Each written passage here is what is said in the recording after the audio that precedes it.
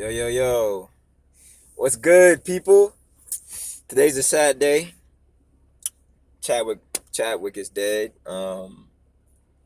This is me training my goddamn my my whiskers, bro. I do my beard differently. But here's the thing, man. I've been listening to a lot of spiritual like YouTubers, and one thing that I've kind of come to hear the theme is like you got to be the opposite of what they want you to be with this death. Like this death is making everybody sad. Is bringing your vibration down. Is making your energy a little sad. Like the day's a little gloomy. You know what I'm saying? And like you gotta think, man. Black people are tapped in a different way. Like when black men see each other and they nod, you know what I'm saying? They don't gotta say shit. They already know what's up. Like like when you driving and you look to the left, you see a black man, you nod at him. You know what I'm saying? Every black man know what I'm talking about. That's a strong moment because it's like I respect you, you respect me. You kept eye contact with me.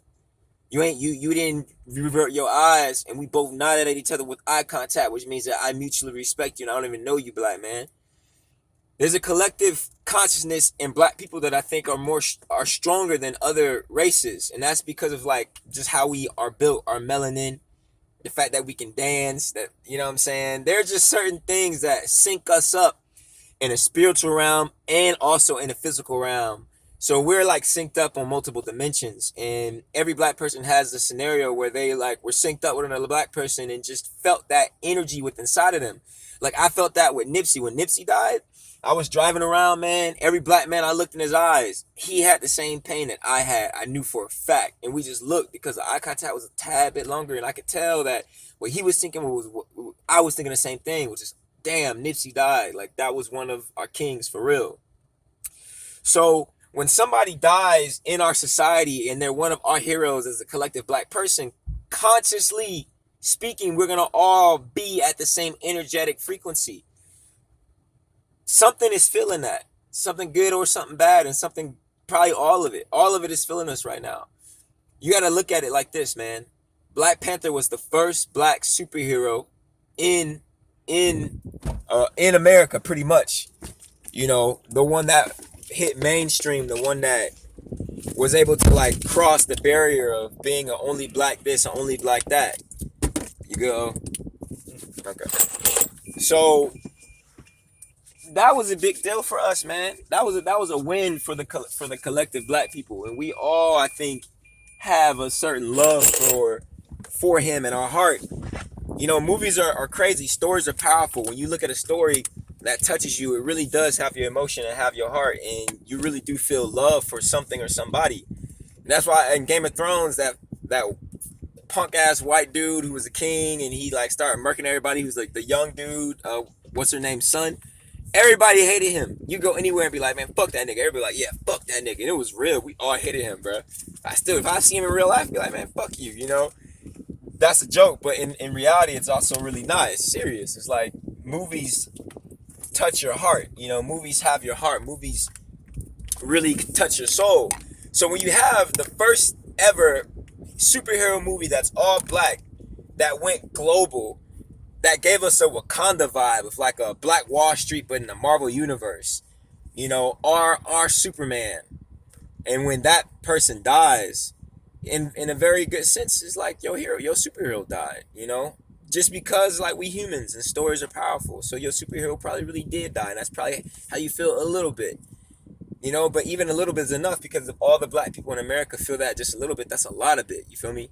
So the one thing about death that I learned that I really appreciate is that in America, and I got this from Spiritual Soul, this is credits to him. I love how he said it. It's like we've been programmed to look at death as this horrible, sad, tragic thing. Every movie has death with these like very, very sad endings, and like they're crying and blood's erupting out of them and they're taking their last breath, and there's this really, really powerfully motivating score that was written for this death scene, and then the person dies, and like that's death for us. Like think about, and I love how he said it, man. It's like none of us have really ever seen anybody die in front of us, you know?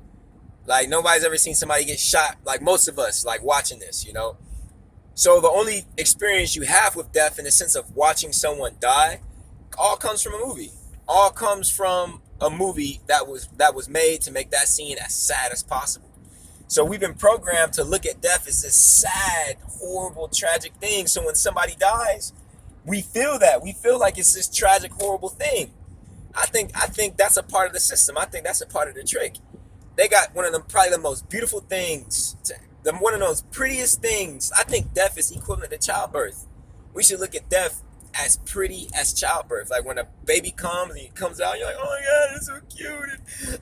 You should look at death just like that. Because why not? Who says we can't? That's somebody transitioned into another place, the place that they came from. Their soul is going into a fucking another dimension that we have that's fucking exciting. That's crazy. That's insane. All this science and nobody knows what the hell happens when we die. We all know we got spirits. I don't care if you're atheist. You know you got energy.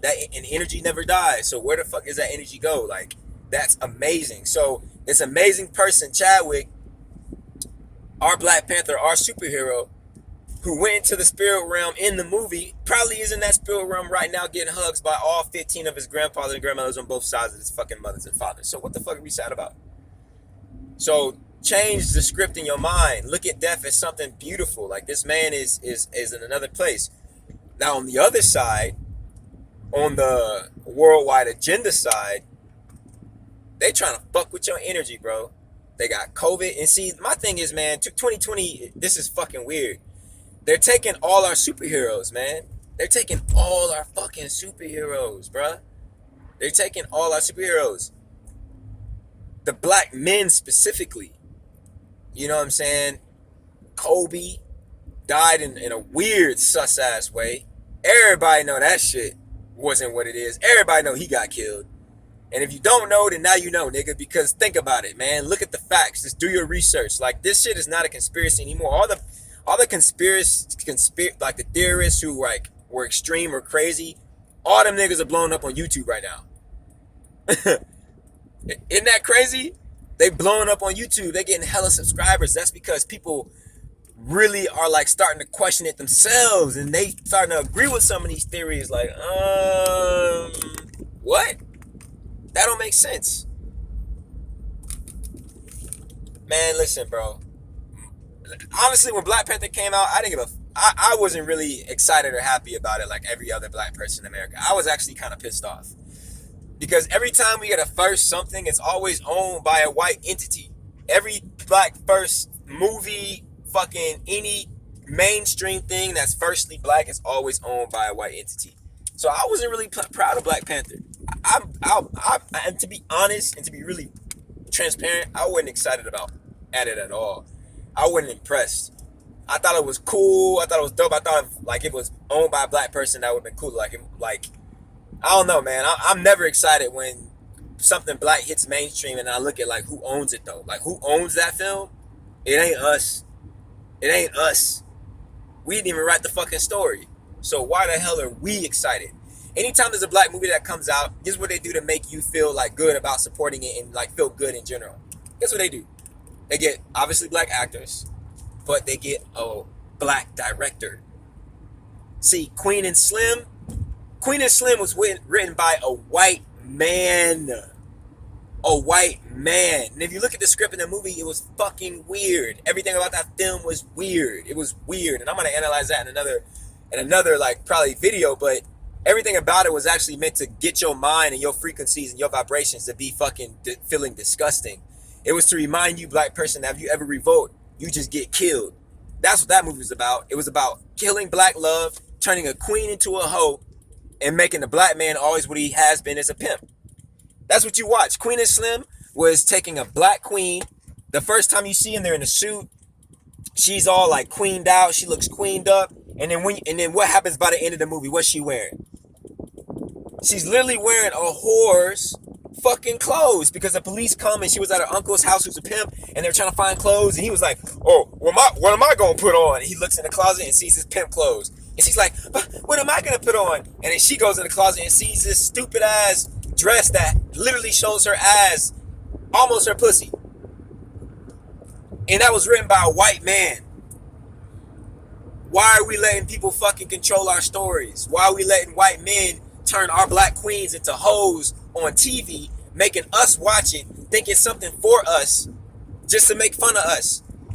Man, think about it, bro. If I was a fucking billionaire white nigga who owned a movie empire, I I got a small ass dick, I got a ugly ass fucking Botox ass wife.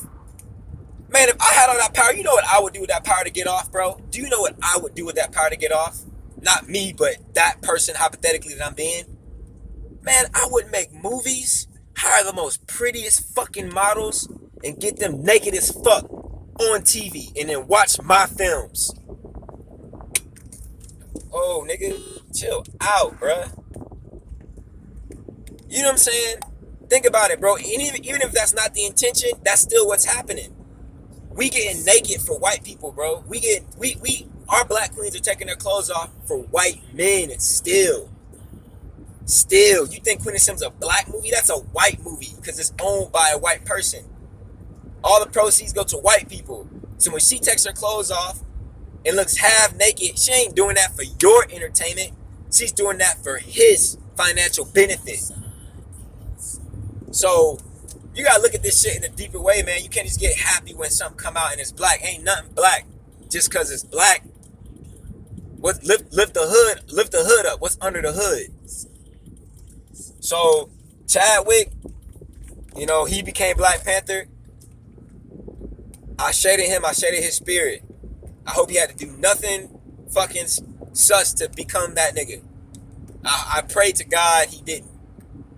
So I'm just gonna assume he did. I'm gonna assume that, you know, they just took him out because they want to fuck with our energy, man. There's a lot of different angles you could look at it from a chess perspective, but at the end of the day, man,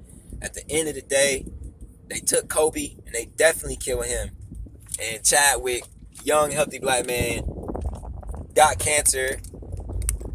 You know, I don't know. I don't know about all. I don't know. I mean, obviously he had cancer. Most likely he did. But these days, I mean, you can give anybody anything. These days, you can create a disease and fucking give that to somebody. Like technology, they're Bill Gates invested money in a company that can distribute vaccines through created mosquitoes. Like, look that up. Like, mosquitoes can give vaccines now.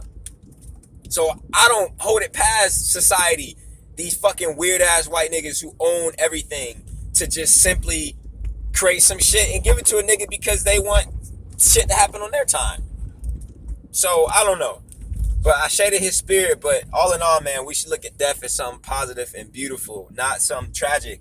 Let's honor him, honor his death, honor his transition.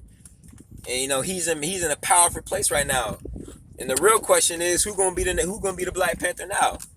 You know what I'm saying? He's gone. So that means that somebody gotta fill that space, and it's probably me and you. It's probably us. So, you know, I said a lot, but hopefully you understand what I'm touching at. I respect Chadwick. I mean, no disrespect when I say hopefully he ain't do anything, but Marvel is a big empire that brings in billions of dollars. So if a black man is chosen, man, like, this Hollywood is disgusting, it's sick. So I said I hope he didn't have to do nothing. And I really do. But just because he was my Black Panther, I don't care. At the end of the day, this is war. And at the end of the day, shit happens. Horrible shit happens. People do horrible things. So, you know, nobody is safe from the fucking leech of this world, even our Black Panther. That's how fucking scary this is, man. That should scare you, that I can't even know for a fact. No man is safe. The only man who was truly safe was Nipsey Hussle, bruh. The only man who was truly independent was Nipsey Hussle. That's why he was so iconic, because every black man knew that he was the only free black man in America. Every black man knew that he was the only black man who not only was not no hoe, but who definitely wasn't being hoed out, because he didn't sign no contracts with these niggas. Every black person who signs a contract with a major industry, a label, a major business, unfortunately, you gonna be looked at as possibly being controlled, because you signed. Just straight up, you signed. So that's why we gotta have more black men who don't sign nothing, bro. All money in. That's why Nipsey will forever be iconic. That's why Nipsey will forever be the North Star of every black man who's trying to make it for himself, because he did it without accepting their money. He did it independently. So you got to do that as well if you really want to survive this place. But yeah, man, think about death differently. Think about Queen and Slim differently. Think about this whole place differently. This place is not what you think. This is the Matrix, bro. Case in point, man, I'm standing on fucking cement. What the fuck is that? That was something from a man's mind that said, I want this to be like this. This whole place is man-made, bro. That house is man-made. Everything about this place is man-made. Everything. So when you look at society in totality, you gotta look at every single structure, the light poles. I had to get fiber optics, man, sent to my motherfucking house. I don't even know what the hell that is. But they said we gotta do it now. I don't even know what's going into my house. I don't even know what type of electricity, what type of technology is going into my house. I have no control over that. AT&T pulled up and was like, we got to do this. We're changing up our ways. We ain't in control. We are in their fucking little houses that they make and they control. You don't own your house. None of you guys own your houses. You don't own the technology in your house. You don't own the iPhone in your hand. You don't even know what the fuck that thing really is or what it's looking at. The platforms we on, we don't even own that platform. They can shut us up whenever they want to. So what are we right now, man? Who are we? What the fuck is this? We just humans going to our 9 to 5s, stopping at red lights when they tell us to stop, and going on green when they tell us to green, just like we kids in fucking elementary school. We got devices in our house that we have no control over, don't even know when they update. We don't read them motherfucking fine prints. We don't know what we agreeing to. So who really in control, bruh? Who really in control? It for damn sure ain't you. King Bola. Talking to myself. Because this is all about me. This ain't about you. I'm reminding myself of these things. Because I got to stay sharp out here. Because I'm trying to be independent. I'm trying to move my family to fucking Africa. I'm trying to get the hell out of here, bruh. Because this is all fake. This is fake, fake, fake, fake, fake, fake, fake. Just like the motherfucking meat you eat. Fake. And the only thing that comes from fake, you can finish the rest. I say, bruh. Raise your vibrations. Nothing to be sad about. Don't be happy. English is very limited. So happiness is not what I want you to feel for his death, but I want you to feel a sense of peace and love. Peace and love is what I'll say. Whatever word can combine those two things, that's what we got to feel for Chad. So peace and love to his spirit. Peace and love to you. Hey, man, smile. It's a beautiful day. A king went home.